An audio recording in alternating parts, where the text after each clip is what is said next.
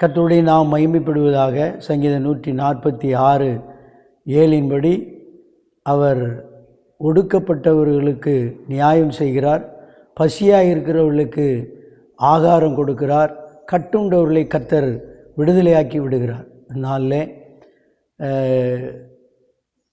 உலகத்துக்குள்ளே நீங்கள் ஒருவேளை நான் ஒடுக்கப்பட்டு இருக்கிறேன், ஆண்டவரே என்னை விடுதலையாக்கும் என்று இன்றைக்கு நீங்கள் கேட்பீர்களாகில் கர்த்தர் நிச்சயமாய் உங்களை விடுதலையாக்குகிறது மட்டுமல்ல, எந்த காரியத்தில் தேவைகளோடு இருக்கிறீர்களோ அதிலிருந்து தேவன் உங்களை விடுதலையாக்கி, கட்டப்பட்ட சூழலில் இருந்தாலும் கர்த்தர் அதிலிருந்து விடுதலையாக்கி இந்த நாளில் உங்களை எல்லாவற்றிலும் உங்களை நியாயம் செய்ய அவர் வல்லமுள்ளவர்.